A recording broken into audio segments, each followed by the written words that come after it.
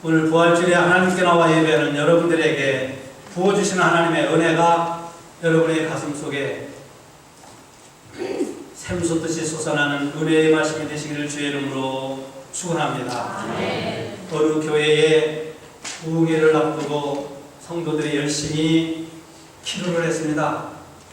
정말로 이번 부흥회에 하나님의 은혜를 받기 위해서 성도들이 작정하여 기도를 한 겁니다. 하나님, 먼저 내 심령이 부흥해서 정말 내 신앙생활이 하나님의 은혜 가운데 풍성한 열매를 맺으며 신앙생활을 하게 없어서, 뿐만 아니라 이번 부흥성회를 통해서 우리 교회가 크게 부흥하는 역사가 일어나게 해달라고 성도들이 기도하고 부흥회를 맞이했습니다.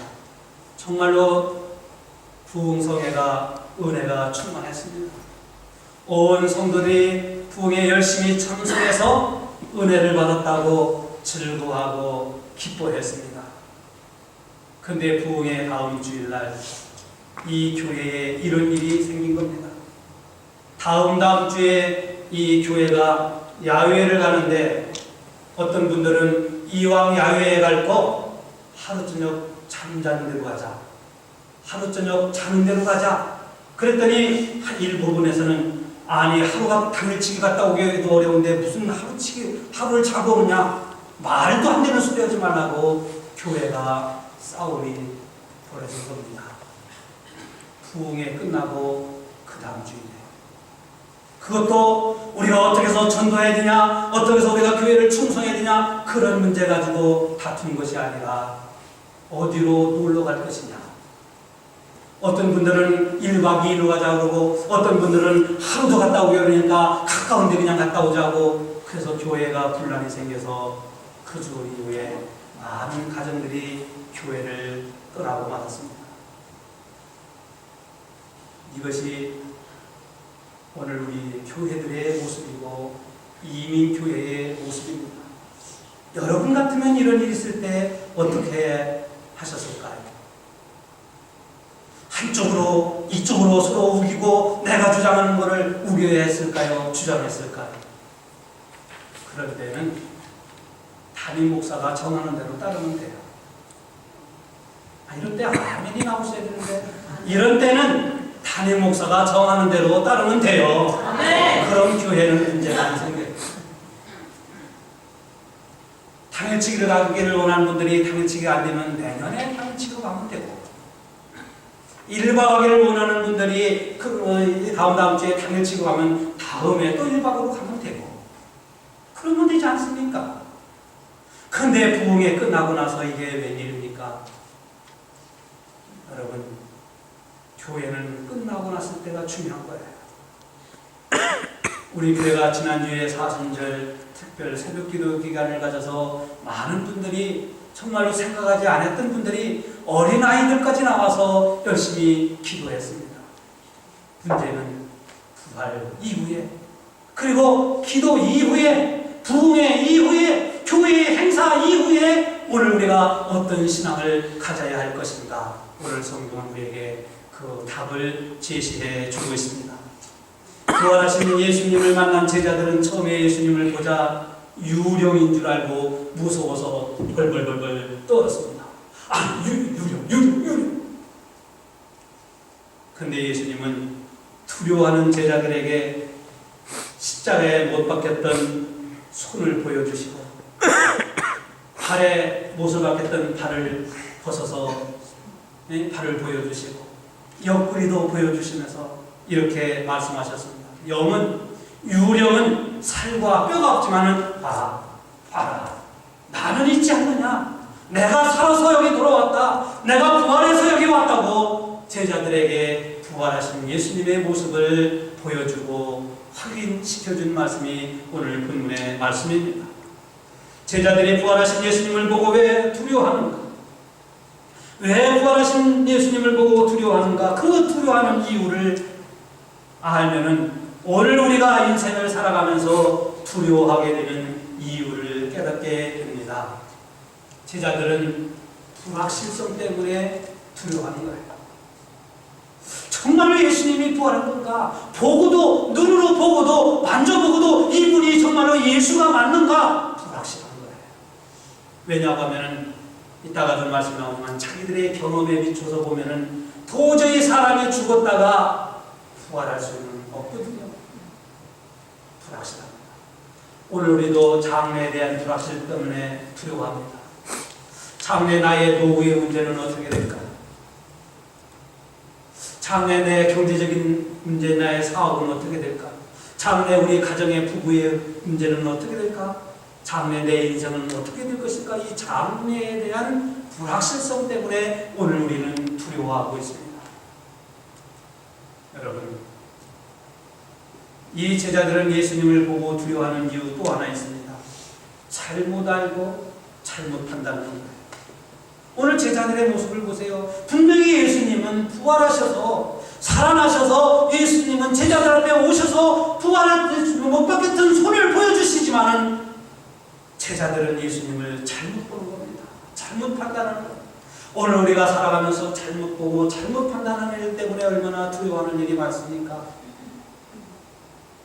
어떤 분은 의사가 선생님은 혈압이 높습니다.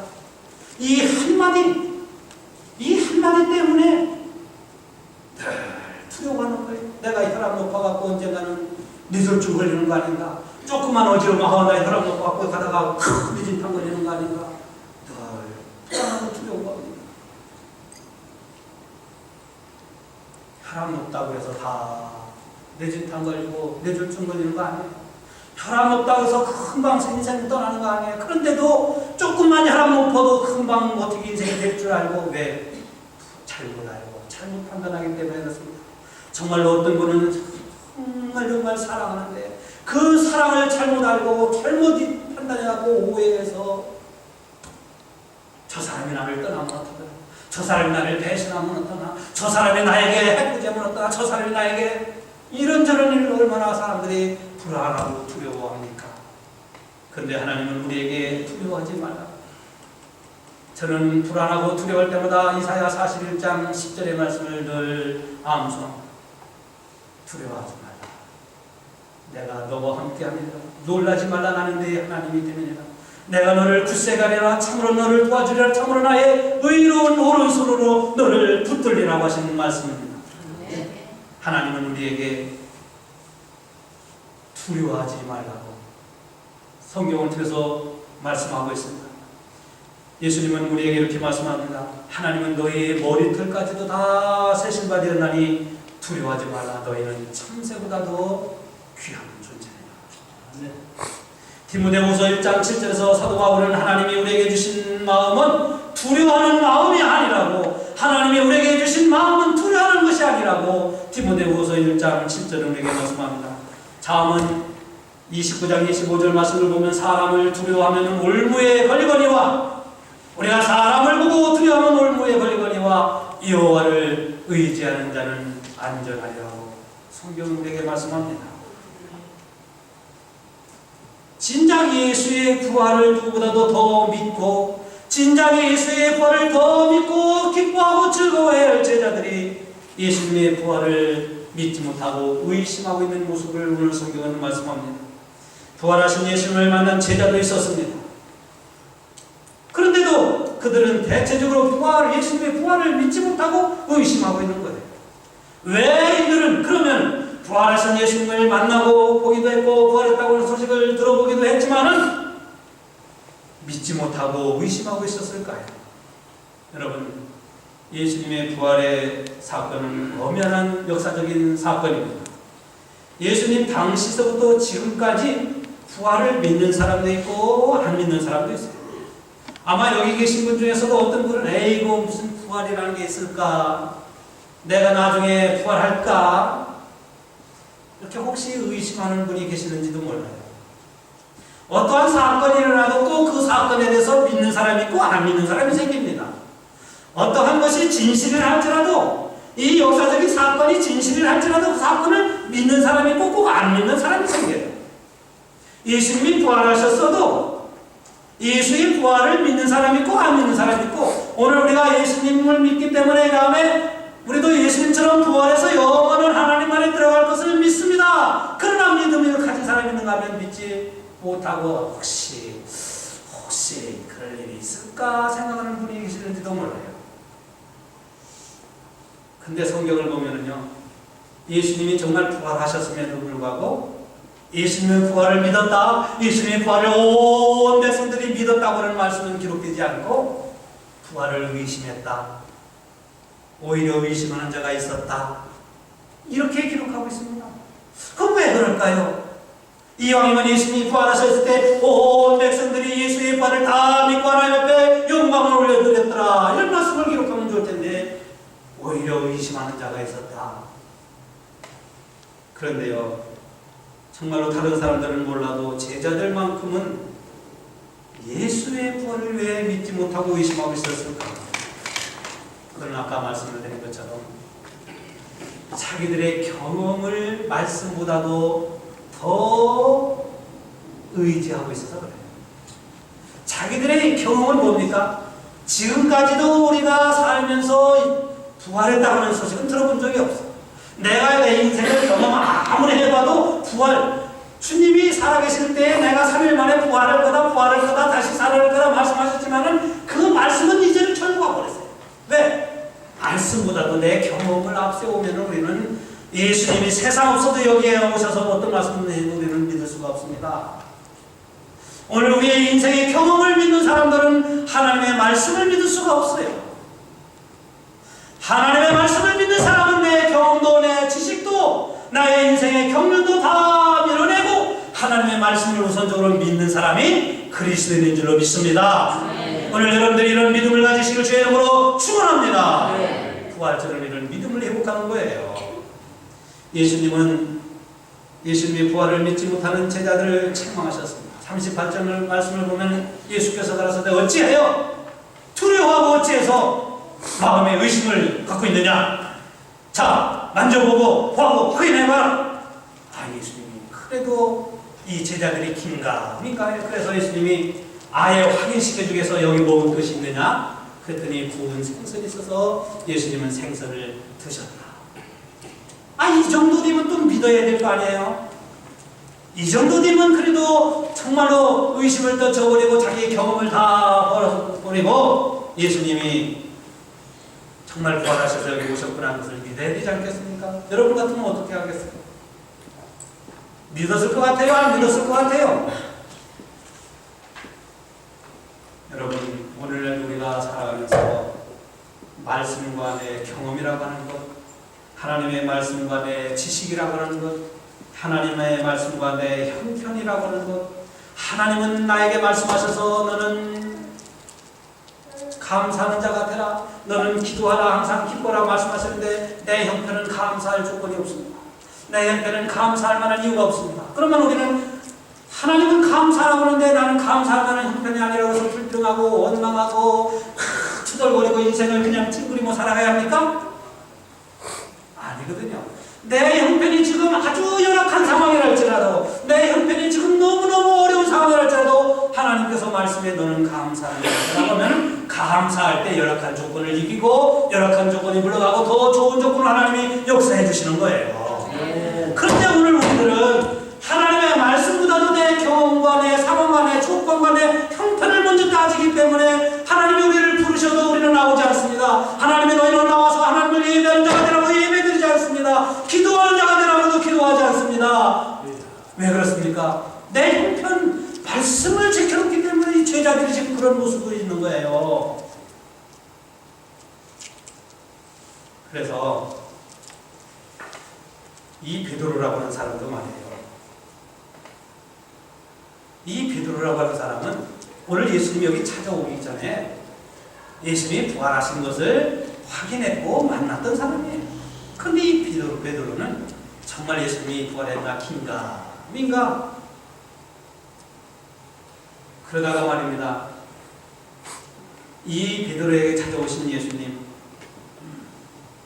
정말로 베드로가 이 부활하신 예수님을 만나고도 감격하고 정말로 기뻐하고, 사람들이 예수님이 부활했다고 했을 때 무덤에 제일 먼저 찾아가고 확인해보다가 부활하신 예수님을 만나서 평안하며 하고 예수님을 만나기도 했고, 그런 베드로가 말입니다. 나중에 어떡합니까? 나는 물고기 잡으러, 나는 고기 잡으러 다시 세상에 간다고 가지 않습니까? 베드로는 부활하신 예수님을 만나고도 고기 잡으러 다시 자기의 전업, 자기가 예수님 제자가 되기 전에 그 모습으로 돌아간 사람이에요.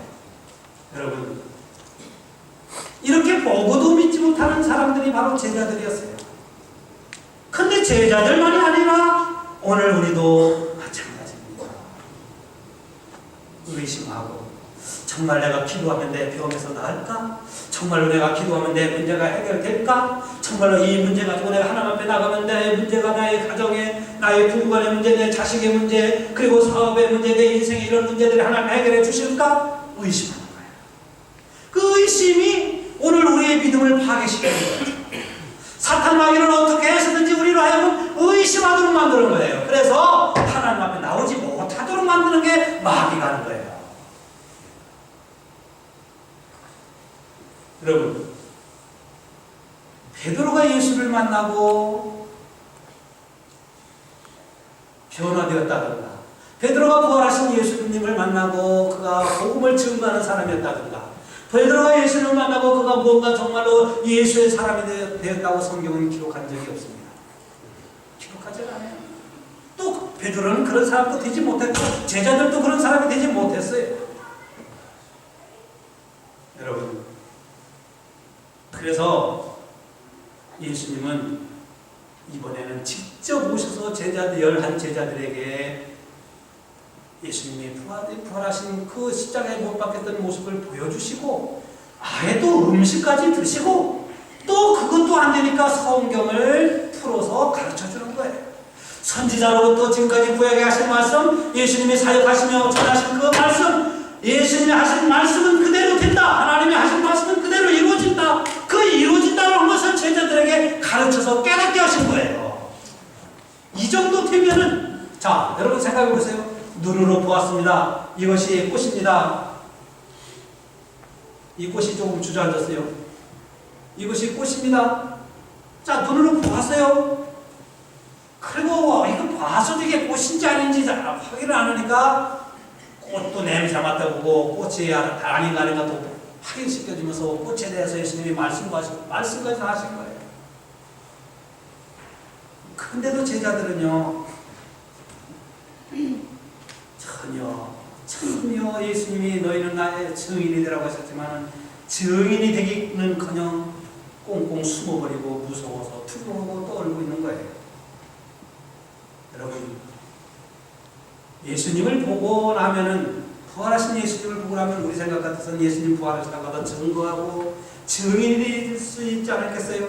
그런데 더군다나 예수님이 너희는 이 모든 일의 증인이라고 말씀하셨는데, 그런데 이들은 증인이 되기는커녕 숨어버리고 말았습니다.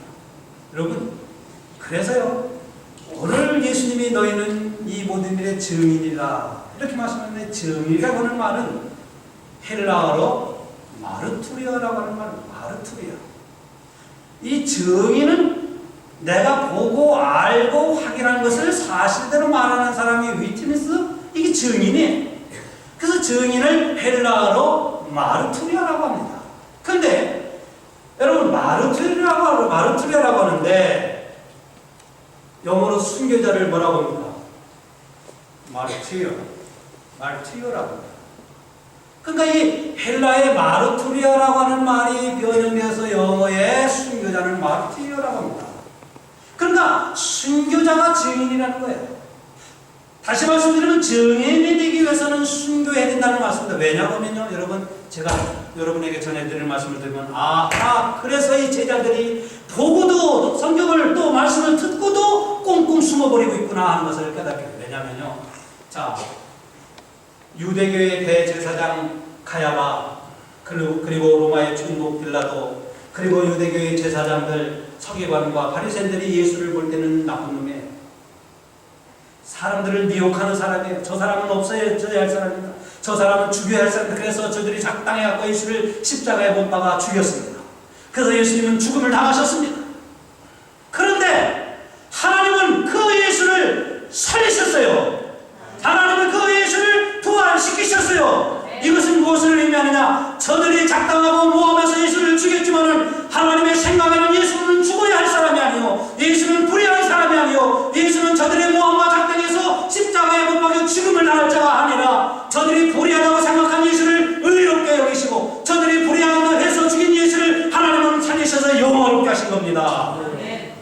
그렇다고 하면 저들이 행한 것은 죄입니까? 죄가 아닙니까?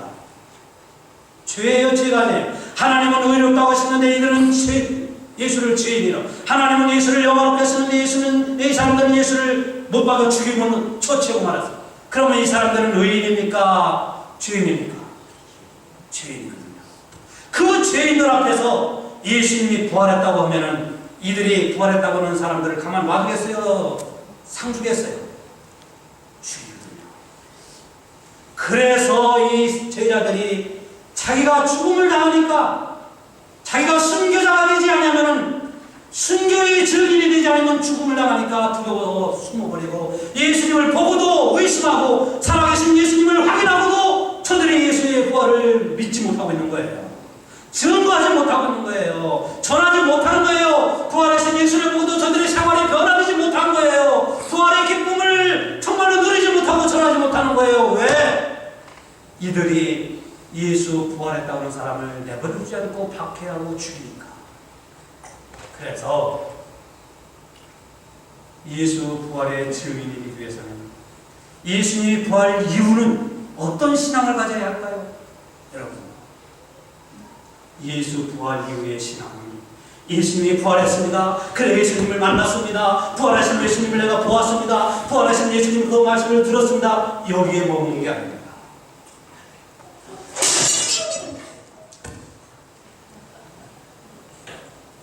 부활하신 예수님 만난 그 이후, 자 여기 집중하세요. 부활하신 예수님을 그냥 놓으셔도 됩니다. 예수님이 살아계시니까 이게 역사하는 거예요.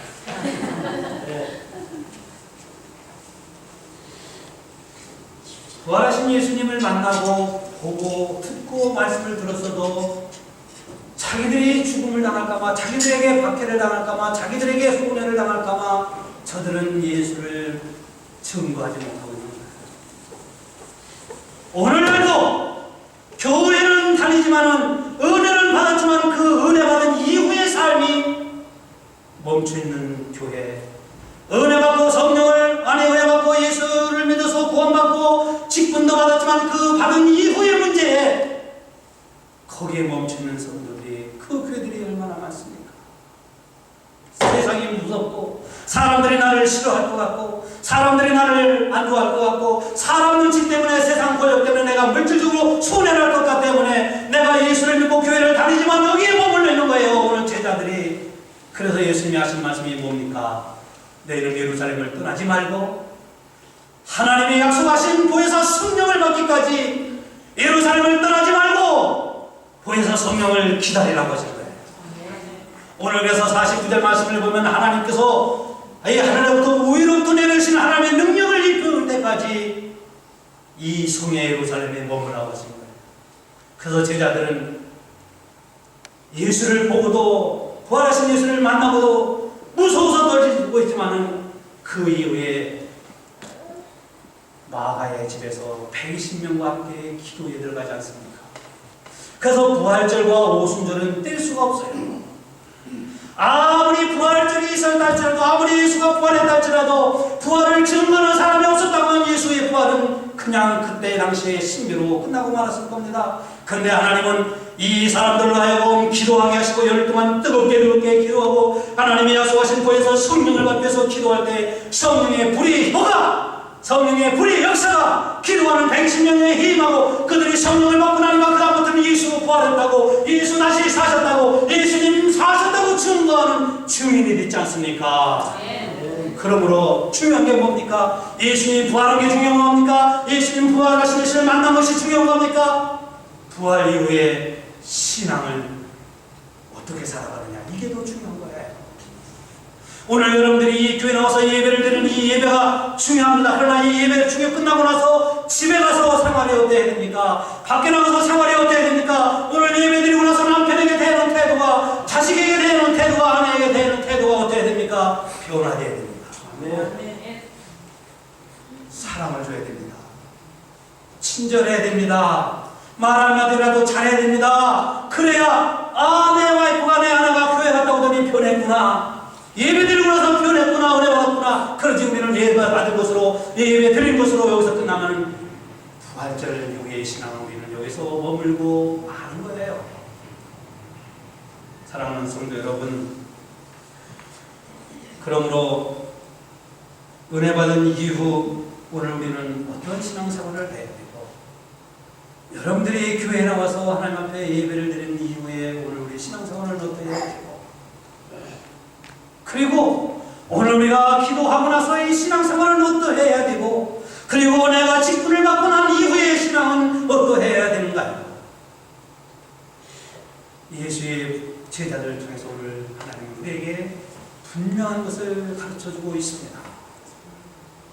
사랑하는 성도 여러분, 이제는 사망과 죽음 제 번째를 이기신 예수 그리스도를 증거하면서 정말로 여러분들에게 부활의 승리와 기쁨과 은혜와 능력이, 그래서 여러분들이 부활의 신앙을 가지고 나태함을 물리치고 세상의 안에 빠지게 하려고 하는 마귀의 권세를 이겨나가며 열심으로 충성하며 맡은 바 사명에 충성하는 일꾼이 되며 좋은 남편이 되고 좋은 아내가 되고 좋은 부모가 되고 좋은 자식이 되고 좋은 성도가 되고 좋은 목사가 되고, 이런 변화의 역사가, 부활절 이후에 이런 신앙의 변화의 역사가 여러분 가운데, 여러분 가정과 이 교회 가운데 충만하기를 주의 이름으로 축원합니다. 기도하겠습니다.